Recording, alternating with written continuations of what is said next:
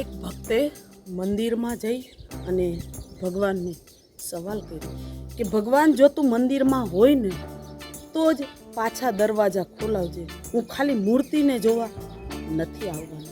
ત્યારે ભગવાને પ્રત્યુત્તરમાં ખૂબ સુંદર જવાબ આપ્યો કે જો તને ભરોસો હોય ને કે હું અંદર છું તો જ મંદિરના દરવાજા ખખડાવજે, બાકી શંકા સાથે મંદિરના દરવાજા ન ખખડાવતો. મિત્રો, મંદિરે પહોંચવું એ તો શરીરનો વિષય છે, પણ ઈશ્વર સુધી પહોંચવું ને એ આપણા મનનો વિષય છે.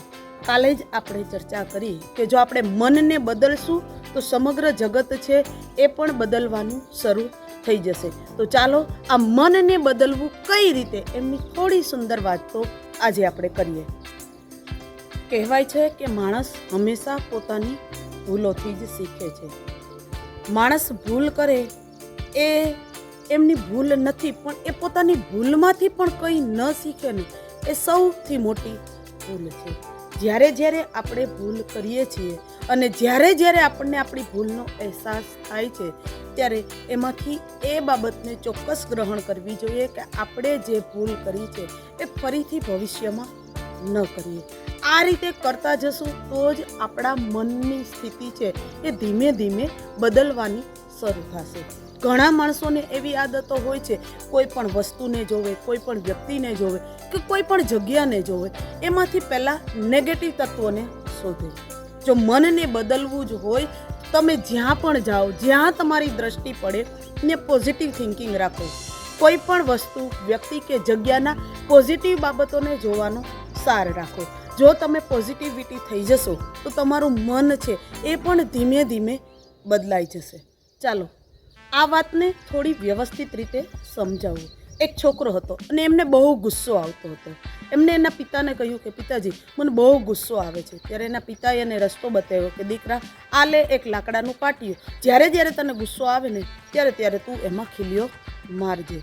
પહેલા દિવસે છોકરાએ 30 ખીલીઓ મારી, બીજા દિવસે 20 મારી, પછી 15 મારી, 10 મારી. ધીમે ધીમે આ ખીલીઓ છે એનું પ્રમાણ ઘટતું ગયું અને એ દિવસે છોકરો છે એના પિતા પાસે ગયો કે પિતાજી, હવે મને ક્યારેય ગુસ્સો આવતો નથી.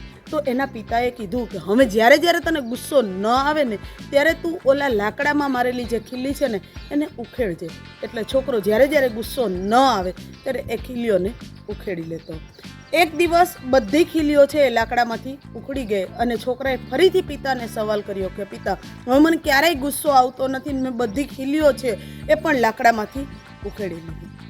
ત્યારે એમના પિતાએ એમને સુંદર જવાબ આપ્યો કે બેટા, એ લાકડાને તું ધ્યાનથી જો, તે એમાં ખીલીઓ મારી અને એમાંથી ઉખેડી પણ લીધી, પણ એના જે નિશાન છે ને એ હજી પણ લાકડાની અંદર છે.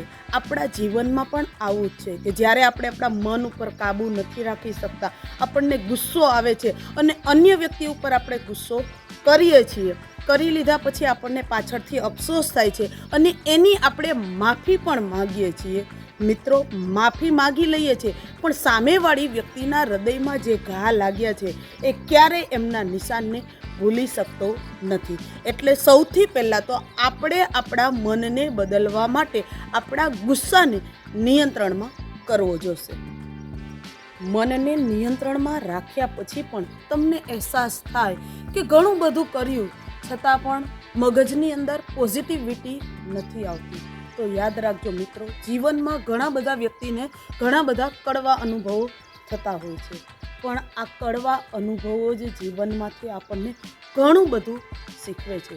દુનિયાની અંદર ઘણા માણસો છે એ પોતાની જાતને ખૂબ ચાલાક સમજે છે, પણ એ માણસો ત્યારે એ વસ્તુને ભૂલી જાય છે કે આ દુનિયાને બનાવવાવાળો ભગવાન છે ને એ આપણાથી પણ વધારે ચાલાક છે. ક્યારેક તમને ફટકો પડે તો એમને સહન કરતાં પણ શીખી જવું, કારણ કે આ ભૂલોમાંથી આપણને ઘણું બધું શીખવા મળે છે. ચાલો આ વિડીયા દ્વારા આપણે એટલીસ્ટ એટલો તો પ્રયત્ન કર્યો કે આપણે આપણા મનને બદલવાની દિશામાં એક કદમ આગળ રાખી દીધું છે. જો કોઈ પણ શરૂઆત છે એ ધીમે ધીમે જ થશે.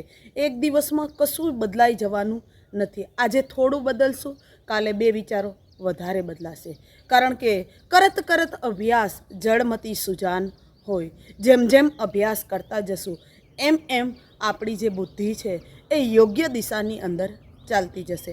આશા રાખું કે મારો આ વિડીયો તમારા મનને બદલવામાં મદદરૂપ થયો હશે. અને જો તમારું મન બદલાઈ જ ગયું હોય તો મારા આ વિડીયોને લાઇક, શેર અને સબસ્ક્રાઈબ કરવાનું ભૂલતા નહીં.